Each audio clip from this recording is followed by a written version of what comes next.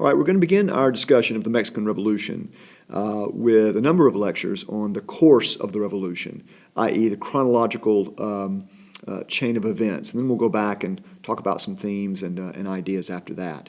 And the first lecture in this course is Mexico from independence up through a period known as the Porfiriato, which was the period immediately preceding the revolution. Almost 300 years after New Spain was created, on September 16th, 1810, independence from Spain was declared by a priest named Miguel Hidalgo y Costilla. I'm going to butcher a lot of these names because I don't hablo de Español like y'all do. This Declaration of Independence, and by the way, that's important, 1810, because the revolution that we're speaking of will begin in 1910, which is the centennial celebration also of Mexico's independence. So this declaration in 1810 led to a long war that ended finally in 1821, which eventually led to independence and the creation of an empire, the first Mexican Empire. The empire's territory encompassed the area of all the current Mexican Republic, as well as much of present-day western U.S. states and all current Central American countries, except for Panama and Belize. Agustin de Iturbide was the first and only emperor. This empire only lasted 2 years when he was deposed by Republican-minded forces. After Iturbide was deposed, the Central American states separated, forming something called the Federal Republic of Central America. And they would divide up even further later. In 1824, a Republican Constitution was drafted, creating the United Mexican States. The first 4 decades, unfortunately, after the creation of the country were marked by constant strife between two forces, liberals and conservatives. Not quite what you think of today as liberals and conservatives, although that's not too far off. Liberals were largely people who supported the federal form of government stipulated in the 1824 Constitution. Federal in the sense that it meant shared power between states and the central government. It was modeled on the U.S. Constitution. The conservatives proposed a hierarchical form of government in which all local authorities were appointed and subject to a central authority in Mexico City. Now, Mexican politics in the 19th century were dominated by 3 really big men. And big man number 1 was General Antonio Lopez de Santa Anna. You already know him. Strong influence in Mexican politics. He was a centralist, a conservative. He was president several times. Several secessionist movements broke out against Santa Anna. Only one succeeded, of course, and that was the Republic of Texas. They were able to defeat him, and later the United States annexed Texas. This created a border dispute about just how big Texas was. That led to the Mexican-American War. Santa Anna played a big role in trying to muster Mexican forces, but this war resulted in the defeat of Mexico, as you know, and the Treaty of Guadalupe Hidalgo in 1848 meant that Mexico lost 1/3 of its surface area, which went to the United States, the Mexican Cession.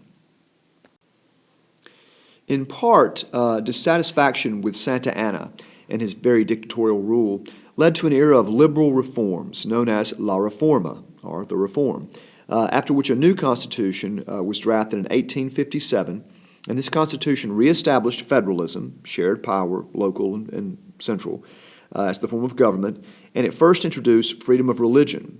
It preferred no religion. The Catholic Church hated this, and in fact, this Constitution and many of the liberals were anti-clerical, anti-church. More about that later. A civil war between liberals and conservatives led to a liberal victory under President Benito Juarez. He is big man number 2, and the most admirable of these 3 big men in Mexican history. One thing Juarez did when he gained power was reneged on some foreign debt. He said, look, we're poor, we owe this money, we can't pay it right now, so we're just going to stop paying right now. This greatly angered the French and the British, who held most of the debt. In retaliation, the French Emperor Napoleon III, this was during the era of the Second French Empire, this is in the 1860s, he decides, you know what, we're going to put a puppet government in charge in Mexico that I control. And he proposes to make the Habsburg Archduke Ferdinand Maximilian of Austria, who is the younger brother, by the way, of the Austrian Emperor Franz Joseph from 1848 to 1916, you'll recall. He proposed making him the emperor of Mexico, and he becomes Emperor Maximilian I. And with the support of the Catholic clergy, the conservative Mexicans, and the Mexican nobility.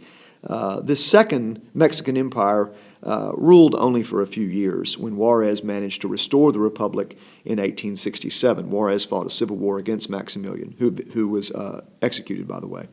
You may want to wonder, and we'll discuss later, why the U.S. allowed this flagrant violation of the Monroe Doctrine. Benito Juarez, unfortunately, died in office 5 years after restoring the republic. He was succeeded by a Republican general who fought with him during the French intervention, Porfirio Diaz. He is big man number 3 in his on-again, off-again 30-year rule is why we label the 30 years before the revolution the Porfiriato. Diaz grew up in the southern state of Oaxaca. He was a mestizo, mixed Indian and European blood, mostly Mixtec Indian, which is unusual that he was so powerful. He joined the army and proved to be fearless under fire. He was captured in the war against the French, but escaped and returned to lead his unit.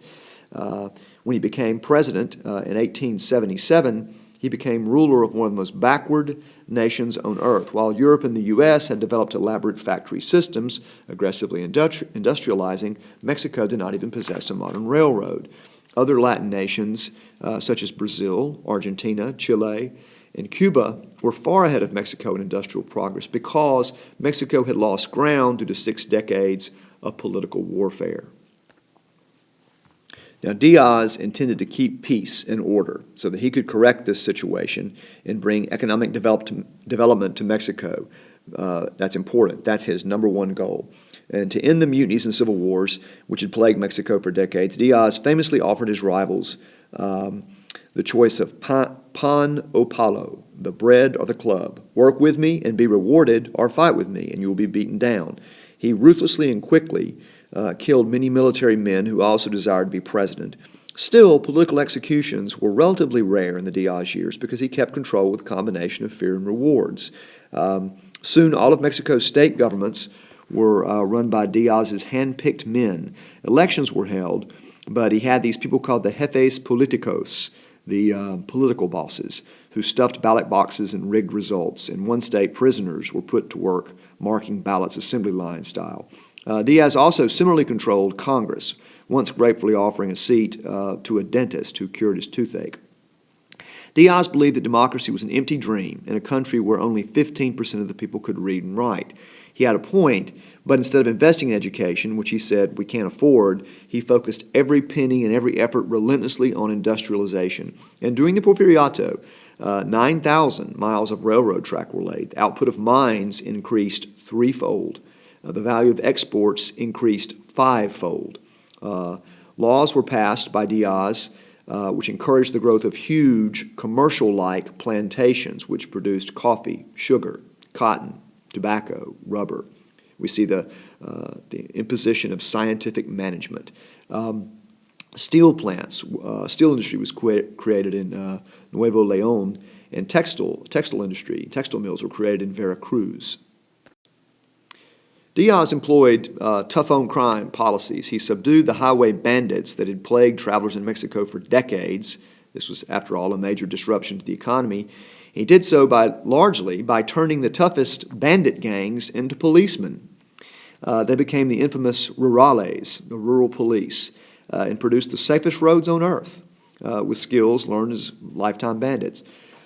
By law, the rurales were forbidden to execute prisoners, but there was something called the ley fuga, the fugitive law, which allowed them to legally kill those attempting to escape. And during the Diaz administration, about 10,000 people were killed trying to escape. I'm using air quotes here.